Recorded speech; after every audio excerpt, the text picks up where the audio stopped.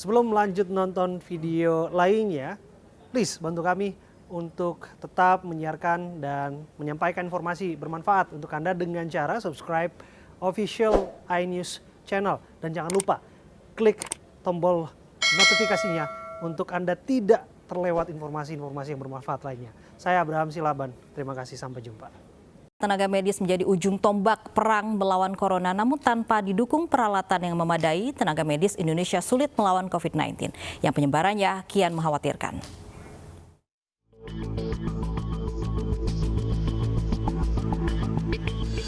Sudah lebih dari 2 bulan sejak virus corona melanda Indonesia, berbagai upaya ditempuh untuk menghentikan penyebaran virus corona yang tak henti mengakibatkan jatuhnya korban jiwa. Perang melawan corona pun digaungkan, tak tanggung-tanggung. Dari data gugus tugas penanganan COVID-19, total 22.547 relawan dan 368.882 tenaga medis diterjunkan dalam penanganan pasien corona di seluruh tanah air. Tak main-main, tenaga medis yang diterjunkan meliputi dokter spesialis paru, spesialis penyakit dalam hingga dokter umum. Untuk membantu 39.000 lebih perawat diterjunkan. Mereka bekerja siang malam untuk menahan laju penyebaran virus corona yang kian memprihatinkan. Namun upaya penanganan corona di tanah air bak bertaruh dengan waktu. Dari catatan gugus tugas penanganan virus corona, jumlah pasien positif corona terus bertambah. Angka penambahan pasien positif setiap harinya kini hampir mencapai 300 orang. Jumlah pasien meninggal karena corona mencapai 469 orang. Ironisnya, hampir 10% dari total pasien meninggal akibat corona adalah tenaga medis. 46 tenaga medis gugur dalam perang melawan corona hingga minggu kedua bulan April 2020. Mereka gugur karena terpapar virus corona dari pasien yang ditanganinya.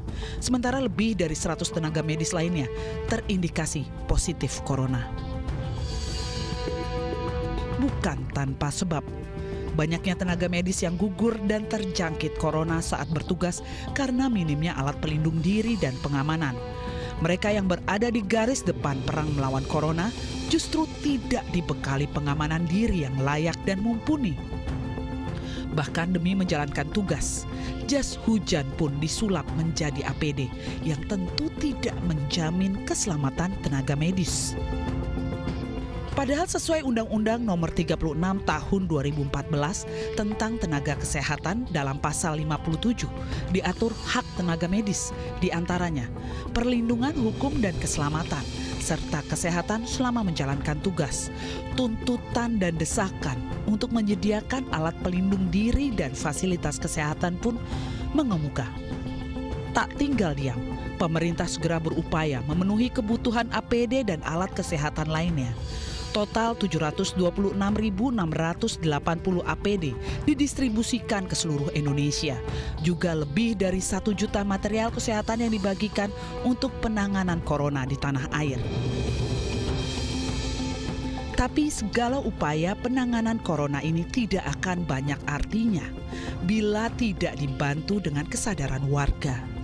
Budaya mencuci tangan dengan sabun, tinggal di rumah dan melakukan physical distancing sangat penting untuk membantu penanganan virus corona.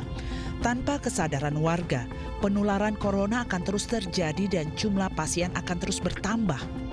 Dan bila ini terjadi, jumlah rumah sakit dan tenaga medis yang diterjunkan tak akan mampu membendung penyebaran corona di Indonesia.